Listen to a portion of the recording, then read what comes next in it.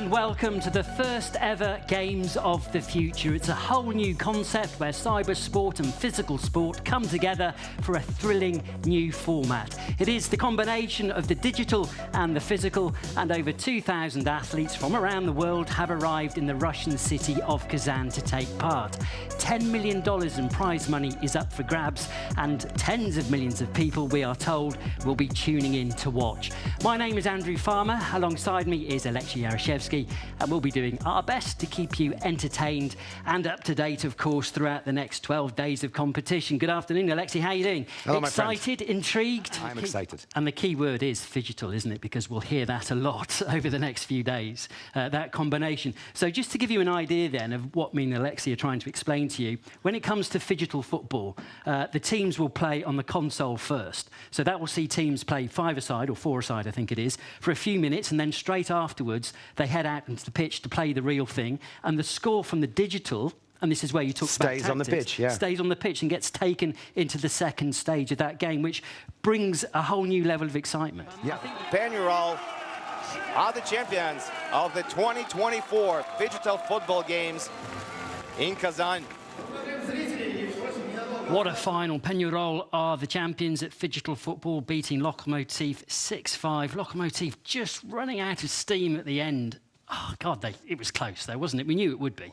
It could have been different, but look, fair play to Pennyroll. Our congratulations to them. I think they've been brilliant, haven't they, all the way through this tournament. A story, in case you didn't see yesterday's broadcast, we did speak to the guys from Pennyroll, and they said that all the teams are staying in the same hotel in Kazan, but they would not talk to another member of another team. Their focus was just to win. That's how serious they were. And look, it's paid dividends, hasn't it? So well done to them. We're just watching in the background there. The players are getting ready for their medal ceremony, and we will go to that when it happens. Another thing I would like to say about the Digital Football is the organisation. I thought it's been great.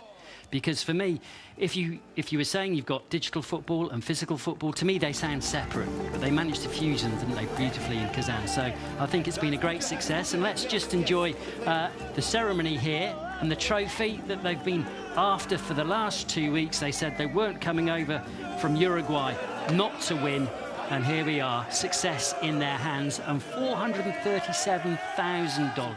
And now it's time to talk multiplayer battle arena games. I understand that much, and luckily Ilya is here because he's our resident e-gamer, and he's going to go through the rules of Dota. That was the key game, wasn't it? And we're showing some clips from what happened. So just talk us through about what we're looking at. Well, we're looking at a team fight between two teams. I think it's a Roshan pair. 2.3 billion people have tuned in to watch. I find that incredible. Oh, wow.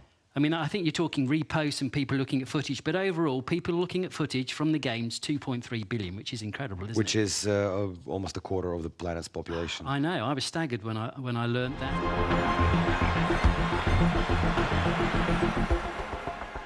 Digital basketball, that continues, so that's still in the group stages. We've also got their digital hockey, that's in the semi-finals, and then one of your favourites here, Alexei, MMA.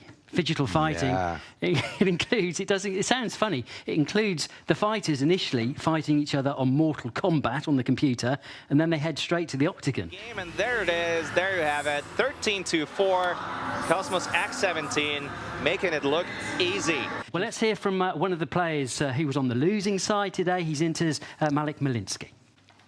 Like to be better next year. Well, see, there's some minor nuances, but anyways, thank you very much for giving us your time, and back to you in the studio. OK, that was an interview, a good one too, with Marek Malinsky. He plays for Inter, a pro hockey player, decided to try his luck at digital hockey.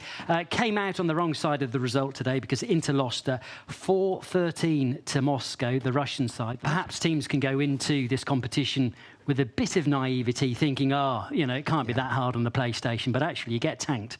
And then you go onto the ice and you've got a very difficult job ahead of you. It's the future. I would like to know how many hours you have to put in to the PlayStation to be at the top, the elite level, because there is this general rule, isn't there, in sport, it's 10,000 hours, and then you'll be, a professional standard. If you play golf or tennis, put in 10,000 hours and you'll be up there. Is it the same for PlayStation? I mean, who knows?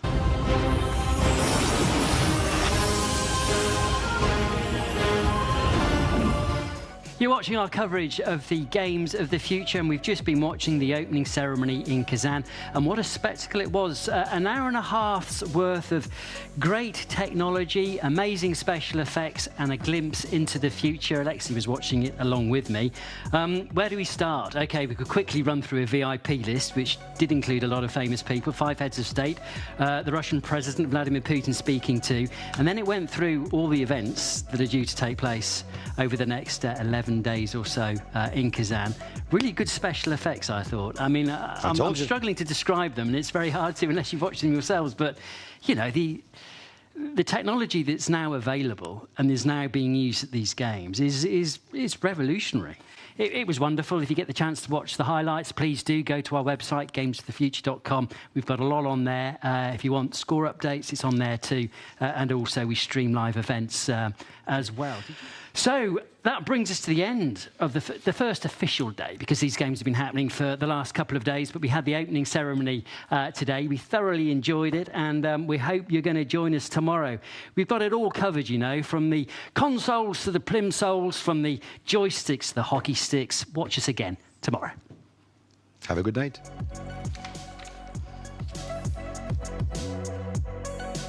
Well, let's get more now from Dan Hawkins. He's in Kazan for us, and he was across the closing ceremony too, as well as across many disciplines over the last 2 weeks. Dan, how would you sum up these games?